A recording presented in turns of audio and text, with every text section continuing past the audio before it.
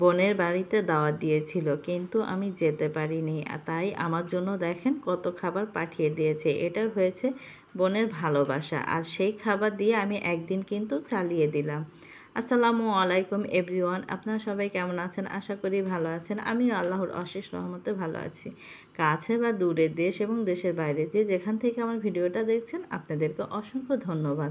আর ভিডিওটা দেখার শুরুতে একটা লাইক দিয়ে ভিডিওটা দেখা শুরু করবেন। আর যদি ভিডিওর কোনো অংশ আমার ভালো লেগে যায়, তাহলে অবশ্যই আমার চ্যানেলটা সাবস্ক্রাইব করে আমার পাশে থাকবেন। রাত থেকে ভিডিওটা শুরু করে দিলাম। আম্মা বোনের বাসা থেকে এসেছে, আমি যেতে পারিনি দেখে দেখেন কত খাবার দিয়ে দিয়েছে। এটা হয়েছে বোনের ভালোবাসা, কারণ আমি যেতে পারিনি, তার কারণে আমার কাছে দেখেন অনেক খাবারই দিয়ে দিয়েছে। এখানে মিষ্টি দিয়েছে, তারপর ওখানে মোরব্বা দিয়েছে, তারপরে এই তো দেখেন বিভিন্ন রকমের ভর্তা আইটেম, আর এখানে কিছু ফলও কিন্তু দিয়ে দিয়েছে, তারপর পিঠা দিয়েছে। অতএব যার আম্মা এসেছে গ্রাম থেকে, তাই সে অনেক রকমের পিঠা নিয়ে এসেছে, তারপর গাছের কিছু ফলও কিন্তু নিয়ে এসেছে। তা সেখান থেকে আমাকে যতটুকু পেরেছে অতটুকুই কিন্তু দিয়েছে, আলহামদুলিল্লাহ। আর এখানে দেখেন এই তো এই জায়গা বিরিয়ানি, তারপরে বক্সও কিন্তু বিরিয়ানি, এগুলো সবই আমাদের জন্য। আমিও কিন্তু বাসায় মেহমান ছিল, এই কারণে অনেক কিছুই রান্না করেছি। তাই এই খাবারগুলো আজকে আর খাবো না, এগুলো কিন্তু আমি রেখে দেব কালকে খাওয়ার জন্য। এত মজার মজার খাবার দেখে কিন্তু লোভ লাগছে, কিন্তু আজকে খেতে পারবো না, কারণ আজকে আমার ঘরে কিন্তু অনেক খাবার আছে। আর এখানে দেখেন কিছু ফল নিয়ে এসেছে। এই তো পেঁপেটাও কিন্তু গাছে, জাম্বুরাটাও গাছে। বোনের জায়ের মা এসেছে গ্রাম থেকে, তারাই কিন্তু এই তো পেয়ারা, আমরা এগুলো সব কিছুই নিয়ে এসেছে গ্রাম থেকে। তো ওখান থেকেও আমাকে কিছু দিয়ে দিয়েছে। তা মনে করেন আমরা যত ঢাকা শহরে থাকি, গ্রামের কোনো কিছু পেলে কিন্তু অনেক খুশি হই, কি বলবো। তাই এগুলো পেয়ে আলহামদুলিল্লাহ, হোক না অল্প জিনিস, তাতেও কিন্তু অনেক মনে করেন ভালো লাগা কাজ করে। কারণ আমরা ঢাকা শহরে থাকি, গ্রামে যদি ফ্রেশ ফ্রেশ শাক সবজি ফল যদি পেয়ে থাকি, তাহলে আমাদের মতো ঢাকা শহরের মানুষ বিশেষ করে অনেক খুশি হয়ে থাকে, যেমন আমি খুশি হয়ে থাকি। কে কেমন তা আমি জানি না, কিন্তু আমার কাছে মনে হয় যে সবাই অনেক গ্রামের জিনিস পেলে অনেক খুশি হয়ে থাকে। আর এখানে দেখেন সকাল হয়ে গিয়েছে, সকালে কিন্তু টিপ টিপ করে বৃষ্টি পড়ছে। অতএব এখন সকাল না, প্রায় 10টার মতো বাজে। তা সকালে আর ভিডিওটা অন করিনি। এই তো দেখেন এখানে আমার কিছু গাছও কিন্তু আপনাদের সাথে শেয়ার করছি, কারণ এগুলো আমার খুবই ভালোবাসার গাছ। এগুলোকে একটু একটু করে কিন্তু লাগিয়েছি, ছোট থেকে বড় হয়েছে।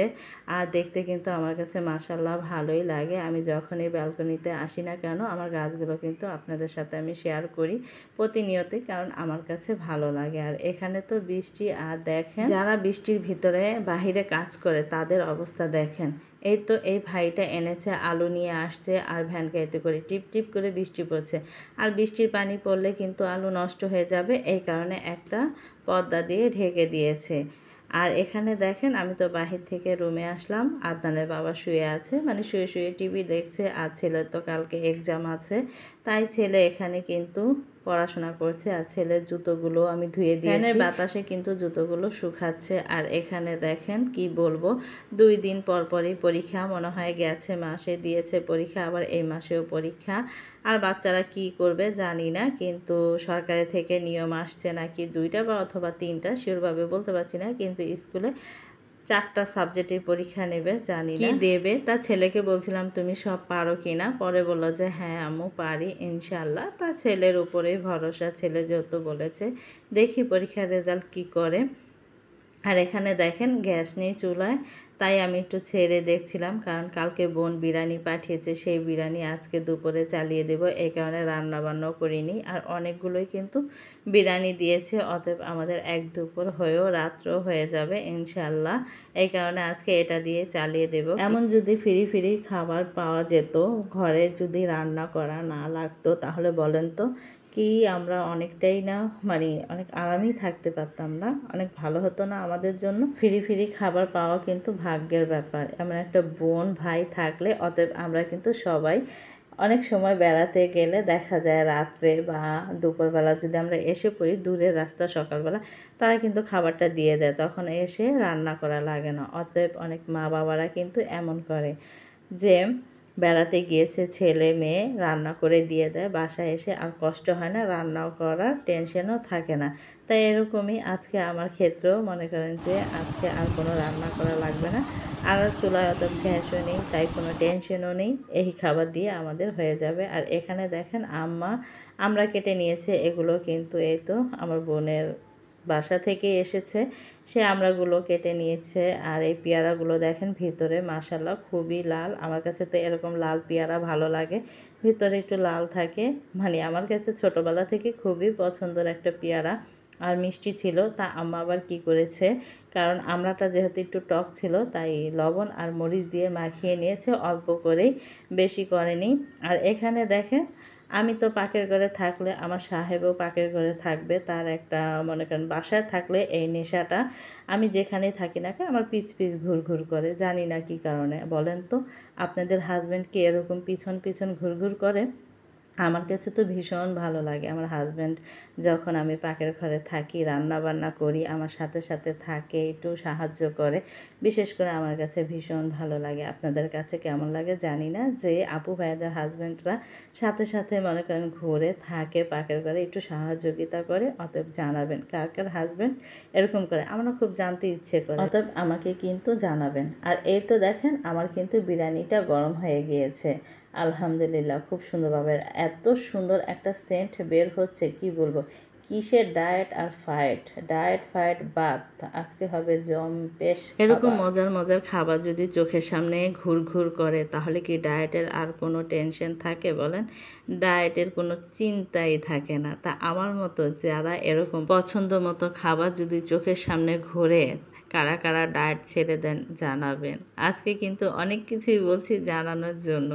এই তো দেখেন প্লেট ভর্তি করে কিন্তু খাবার নিয়ে নিয়েছি। আর মাংস তো কি বলবো, আলহামদুলিল্লাহ মাংসগুলো এত প্রচুর পরিমাণে সফট হয়েছে, তাই কিন্তু সবার সাথে শেয়ার করছি আর খাচ্ছি। বলেন তো কার কার এরকম লোভ লাগছে? যার যার লোভ লাগছে তারা কিন্তু আমাদের বাসায় এসে পড়বেন, আমিও কিন্তু তাদেরকে পেট ভরে এরকম করে খাইয়ে দেব। আর যারা ডায়েট করেন, ডায়েট বাদ দিয়ে আমাদের বাসায় এসে পড়বেন, কারণ আমি কিন্তু ডায়েট ছেড়েই দিয়েছি। কালকে থেকে আবার হবে কঠোর পরিশ্রমে ডায়েট, কি বলবো, আমার হাসিও পায়, কারণ এরকম মজার খাবার দেখলে মাথা নষ্ট হয়ে যায়, ঘেরান মোমো করছে সারা বাসায়। তাই বলছিলাম যখন কেউ কিছু রান্না করে, বিশেষ করে আশেপাশের কেউ যদি বিরিয়ানি হোক, পোলাও হোক, বিভিন্ন ধরনের আইটেম যদি রান্না করে, যদি একটা মানে ঘ্রাণ আসে, তখন কিন্তু মাথা নষ্ট হয়ে যায়, মনে চায় যে ওই জিনিসটাই রান্না করে খাই। কি বলবো, বলার ভাষা নেই।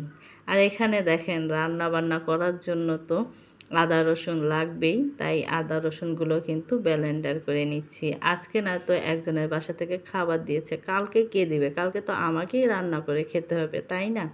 তাই আজকে দেখেন এই তো আদা রসুনগুলো ভাঙিয়ে রাখছি, যেহেতু অবসর আছি, কালকে আবার সুন্দরভাবে রান্না করতে হবে, আবার সেই ব্যস্তময় দিনটা শুরু হয়ে যাবে। এই তো দেখেন সুন্দর করে কিন্তু ব্লেন্ডার করে নিলাম। আদা রসুনগুলো আরও আছে 2 বক্স করে রেখে দিলে দেখা যায় যে আমার অনায়াসে 1 মাস চলে যায়, কারণ আদা আর রসুন আমি একসাথেই কিনে রেখেছি, যখন একটু দাম কম ছিল একটু বেশি পরিমাণে কিনে রেখে দিয়েছি। এখন কিন্তু ফ্রিজ থেকে নামিয়ে মানে ডিপ ফ্রিজ করে রেখেছি। এখন দেখেন আধা ঘন্টা 1 ঘন্টা আগে নামিয়ে রেখেছি, এখন এটা সুন্দর করে ব্লেন্ডার করে নিচ্ছি। সস্তায় বস্তা ভরে রেখেছি, এখন মনে করেন সারা বছর আস্তে আস্তে করে ব্লেন্ডার করে তারপর খাবো। কারা আমার মতো সস্তায় বস্তা ভরে রেখে দেন বলবেন কিন্তু। বিকেলবেলা অবসর সময় এই কাজগুলো কিন্তু করে রেখেছি। আর এখানে দেখেন ও বলছে ক্ষুধা লেগেছে, ও বলছে ক্ষুধা লেগেছে, পাগল হয়ে যাচ্ছি, কিছুই কি রান্না করব। আজকে ভাবছি যে কোনো কিছু রান্নাই করব না, তারপরও হ্যার ক্ষুধা লেগেছে, তার ক্ষুধা লেগেছে, এই ক্ষুধা মেটানোর জন্য এসে পড়েছি আমি রান্না করতে। কি রান্না করতে? নুডলস, তারপর আবার কি দিয়ে? আলু দিয়ে, কারণ একটাই নুডলস ছিল ঘরে, তা কিছু করার নেই, একটু বেশি পরিমাণে বাড়ানোর জন্য একটা আলু কুচি কুচি করে কেটে তারপর দিয়ে দিয়েছি। এই তো দেখেন একটা ডিমও কিন্তু দিয়ে দিয়েছি। এভাবে আজকে নুডলসটা রান্না করে খাওয়াবো। কে কে আমার মতো মাঝে মাঝে যদি নুডলসের পরিমাণ কম থাকে আলু দিয়ে রান্না করেন, অনেকে কিন্তু নুডলস সবজি দিয়েও রান্না করে। আমিও আলু, গাজর, ফুলকপি বিভিন্ন রকমের মানে ভটভটি এগুলো দিয়ে কিন্তু আমি নুডলসটা রান্না করি। অনেকে বলবেন ভটভটি আবার কাকে বলে? লুই ভাকে বলে ভটভটি। আমি অনেক সময় ভটভটিও বলে থাকি।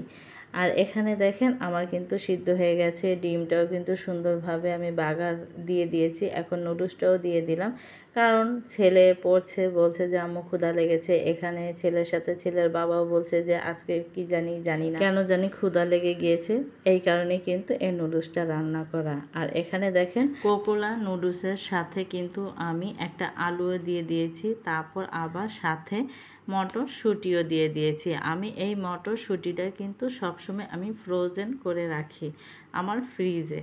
কারা কারা আমার মতো মটরশুঁটি ফ্রোজেন করে রাখেন অতএব জানাবেন। আর এখানে দেখেন মাশাল্লাহ কালার তো যেই সেই, খেতে কিন্তু অনেক মজা হয়েছে। আমি অনেক শখ করে রান্না করেছি, কারণ আলু দিয়ে অনেক দিন পর রান্না করলাম। আগে বেশিরভাগই খাওয়া হতো, এখন সচরাচর তেমন একটা খাওয়া হয় না। তারপর আবার সবজি দিয়েও রান্না করে থাকি।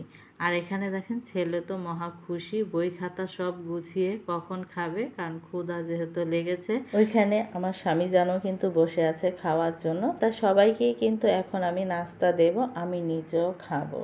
আর এই তো দেখেন ছেলে তো গরমটাই মুখের ভিতরে ঢুকিয়ে দিল, বলতে পারছে না কেমন হয়েছে। এই তো দেখেন কেমন করছে গরমে, কারণ আমাকে যে রিভিউ দিতে হবে এই কারণে গরমটাই মুখের ভিতরে ঢুকিয়ে মানে বলছে যে ভালো হয়েছে।